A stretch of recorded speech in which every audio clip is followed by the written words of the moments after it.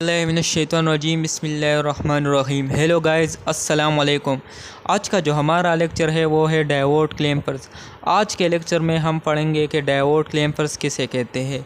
इससे पहले जो हमने लेक्चर पढ़ा था वो था डायोड क्लिपर, यानी वो हमारे पास एक वेव फॉर्म में अनयूज्ड वेव को क्लिप कर लेता था, कट कर लेता था। लेकिन क्लिपर इस तरह काम नहीं करेगा। क्लैंपर बेसिकली जो एक वेव फॉर्म है उसको उसके शेप को मेंटेन रखता है, लेकिन एक चीज़ उसको इसके साथ ऐड कर लेता है और वो है डीसी वैल्यू। यानी हमारे पास क्लैंपर एसी वेव फॉर्म को विदाउट चेंजिंग इट्स शेप, यानी जैसा उसका शेप है उस तरह ही रखता है, लेकिन सिर्फ उसके साथ डीसी वैल्यू ऐड कर लेता है। तो हमारे पास a clamper circuit is a circuit that adds a DC value to an AC wave form without changing its shape. A clamper is used to reinsert DC voltage level into an AC waveform which has its DC by passing through an electronic processing circuit such as amplifier. यानी हमारे पास clamper यानी दोबारा उस DC को generate कर लेता है जो एक इलेक्ट्रॉनिक प्रोसेसिंग सर्किट से पास होते हुए लास्ट हो चुकी थी, यानी ख़त्म हो चुकी थी। यानी हमारे पास एक वीक एसी, यानी हमारे पास एक weak AC plus DC signal है और वो हमारे पास एम्पलीफायर से पास हो जाता है। तो एम्पलीफायर क्या कर लेता है? एम्पलीफायर हमारे पास वीक एसी को तो स्ट्रांग एसी में कन्वर्ट कर लेता है, लेकिन वो जो उसके साथ वो डीसी थी वो उसको ख़त्म कर लेता है। तो क्लैंपर बेसिकली हमारे पास उस डीसी को दोबारा जनरेट करना, यानी पैदा करना और इस एसी के साथ ऐड करना, तो वो हमारे साथ बेसिकली क्लैंपर ही करता है। तो जब इसकी प्रैक्टिकल लाइफ में जो एग्जांपल है वो हमारे पास है टीवी रिमोट, जिसमें हमारे पास डीसी ऐड होती है एसी के साथ। तो ये हो गया क्लैंपर। अब हमारे पास क्लैंपर सर्किट किन चीज़ों से बना है? एक है कैपेसिटर, दूसरा है डायोड, तीसरा है रेजिस्टर। अगर आप लोगों को सर्किट में ये तीन चीज़ें मिल जाए तो ये हमारे पास बेसिकली क्लैंपर सर्किट ही बन जाता है। Clamper circuit consists of energy storage element like capacitors. A simple clamper circuit comprises of a capacitor, a diode, a resistor, a DC battery if required. In order to maintain the time period of the waveform, the term must be greater than half of the time period. Discharging time of the capacitor should be slow, यानी हम जो capacitor लगाते हैं उस clamper circuit में उसका discharging time हमारे पास कम होगा, यानी हम स्लो यानी बहुत ज़्यादा वक्त में डिस्चार्ज होगा, लेकिन थोड़ा थोड़ा डिस्चार्ज होगा। तो इस तरह हम कैपेसिटर लगाएंगे। हमारे पास इक्वल है आरसी रेजिस्टेंस कांस्टेंट, यानी time constant is equal to RC. अब हमारे पास एक पॉजिटिव क्लैंपर होता है और दूसरा नेगेटिव क्लैंपर। पहले हम पॉजिटिव क्लैंपर डिस्कस करेंगे और इसके बाद हम नेगेटिव क्लैंपर डिस्कस करेंगे।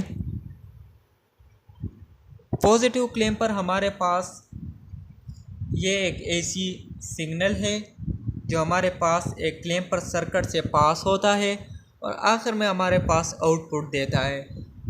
जिस तरह मैंने पहले भी बताया कि हमारे पास क्लैंपर सर्किट में एक डायोड, एक रेजिस्टर, एक कैपेसिटर तो आप लोगों ने खुद देख लिया कि ये हमारे पास क्लैम्पर सर्किट है। जब हमारे पास यहाँ एसी सिग्नल पास होता है, पहले हम उस एसी हाफ साइकिल को देखेंगे जिससे हमारे साथ ये डायोड पॉजिटिव बनता है। तो पहले वाले से तो हमारे पास डायोड रिवर्स बायस बनता है और बेसिकली ओपन हो जाता है, यानी हमारे पास यहाँ ओपन। तो दूसरे हाफ साइकिल से हमारे पास डायोड बेसिकली क्या बनता है, फॉरवर्ड बियास। तो हम पहले इस नेगेटिव हाफ साइकिल की बात करेंगे, इसके बाद पॉजिटिव हाफ साइकिल की बात करेंगे। तो हमारे पास ये नेगेटिव है, ये पॉजिटिव है। जब पॉजिटिव है तो ये इसकी वजह से हमारे पास दूसरी हाफ साइकिल में डायोड फॉरवर्ड बनता है, और हमारे पास जब डायोड फॉरवर्ड बियास बन जाता है तो वो act as a short circuit. जब हमारे पास ये फॉरवर्ड बियास बन गया तो हमारे पास नेगेटिव हाफ साइकिल के थ्रू ये फॉरवर्ड बियास बन गया, तो हमारे पास बेसिकली सर्किट इस तरह बन जाएगा। तो हमारे पास यहाँ V0 हमारे पास यहाँ किसके बराबर हो जाएंगे, नेगेटिव हाफ साइकिल में हमारे पास V0 इज़ इक्वल टू 0, और Vm हमारे पास यानी कैपेसिटर की, Vm बेसिकली हमारे पास कैपेसिटर की है, तो वो हमारे पास उसको फाइंड करेंगे। तो हम KVL यूज़ करेंगे। तो KVL हम यूज़ करते हैं तो हमारे पास लूप इस तरह बनता है, क्योंकि ये हमारे पास करंट यानी वोल्टेज यहाँ से पॉजिटिव से नेगेटिव की तरफ। तो हमारे पास Vm माइनस Vi यानी जो कैपेसिटर का है Vm पॉजिटिव, ये वाला साइड कैपेसिटर की पॉजिटिव और ये दूसरा वाला नेगेटिव। हमारे पास कैपेसिटर की वोल्टेज हम डिनोट Vm से करते हैं, तो Vm और ये हमारे पास जो सोर्स हमने अप्लाई किया उसकी वोल्टेज, तो Vm माइनस Vi इस तरह लूप चलता है। तो ये हमारे पास इस तरह आ गया, और फिर हम जब इसको अरेंज कर लेते तो हमारे पास Vm is equal to Vi बन जाता है। ये तो हमने नेगेटिव हाफ साइकिल की बात की। अब हम जाते हैं पॉजिटिव हाफ साइकिल की तरफ। इसमें पॉजिटिव हाफ साइकिल की तरफ जब हम पॉजिटिव हाफ साइकिल जब डायोड से पास होता है तो डायोड हमारे साथ बेसिकली क्या होता है, ओपन सर्किट हो जाता है। और यहाँ पॉजिटिव होता है तो हमारे पास ये पॉजिटिव बन जाता है और ये नेगेटिव। तो ये बेसिकली हमारे पास डायोड कहाँ किस तरह लगे, तो ये हमारे पास ओपन सर्किट बन जाता है, और रिवर्स बायस की वजह से ये ओपन सर्किट बन जाता है। जब हम इस पर KVL अप्लाई करते हैं तो हमारे पास लूप कुछ इस तरह है,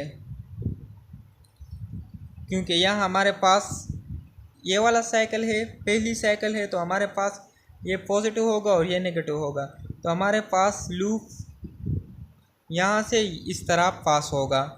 तो हमारे पास लूप जब हम KVL अप्लाई कर लेते हैं तो हमारे पास V0 minus Vi minus Vm is equal to 0। तो V0 हमारे पास Vi प्लस Vm, और V0 हमारे पास Vm जो हमने नेगेटिव हाफ साइकिल में मालूम किया था, तो वो हमारे पास किसकी बराबर थी, Vi की। तो वो हमारे पास 2Vi बन गई। यानी यहाँ Vm is equal to Vi क्यों Vi की बराबर है, क्योंकि ये कैपेसिटर इस तब चार्ज होता है जब हमारे पास डायोड फॉरवर्ड बियास होता है। तो कैपेसिटर हमारे पास चार्ज होता है, उतना चार्ज होता है जितनी वोल्टेज हमने दी थी, यानी वो Vi हमारे पास इनिशियल वोल्टेज दी थी, और Vm जो हमने कैपेसिटर चार्ज होने के बाद वो वोल्टेज थी। यानी हमारे पास फॉरवर्ड बियास में कैपेसिटर इतना चार्ज होता है जब जितना वोल्टेज हमने दी थी, और तो इसलिए हमने Vm की जगह Vi लिख लिया, तो हमारे पास 2Vi बन गया। यानी तो अब हम आउटपुट की तरफ देखते हैं। ये हमारे पास इनपुट सिग्नल थी। जब हम आउटपुट निकालते हैं तो हमारे पास ये सिग्नल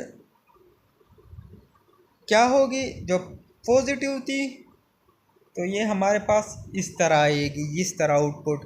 यानी हमने आउटपुट कितना लिया, 2Vm, और वो ऊपर यानी इतना।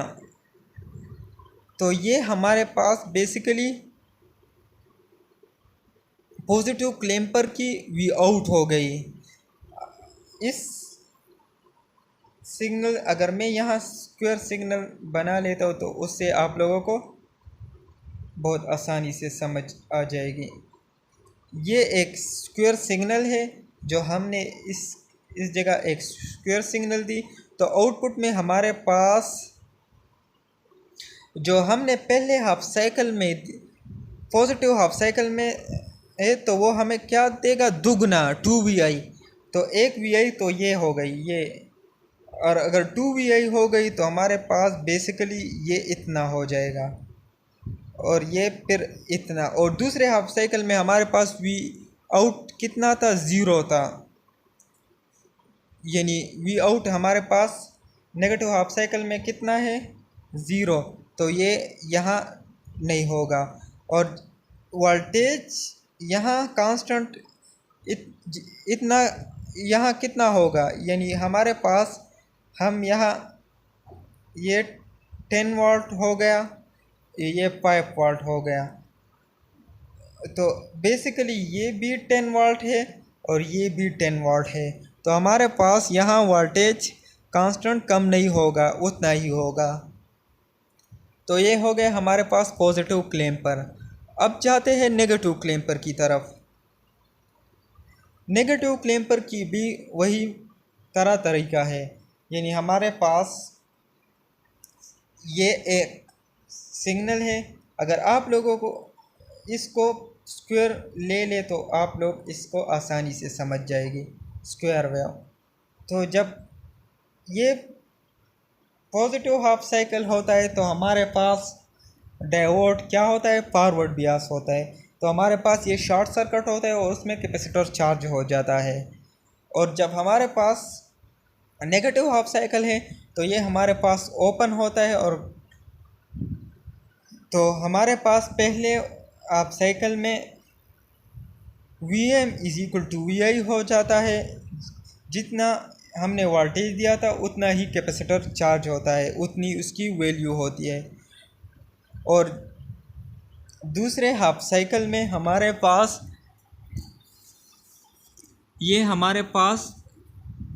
V0 पहले में हमारे पास क्या होगा, 0 होगा, क्योंकि ये शॉर्ट होगा तो यहाँ हमारे पास कुछ भी नहीं होगा, तो क्योंकि सारा फ्लो इसकी वजह से हो। और जब ये हमारे पास दूसरे हाफ साइकिल में बन जाएगा तो ये हमारे पास ओपन हो गया, रिवर्स बियास बन जाएगा।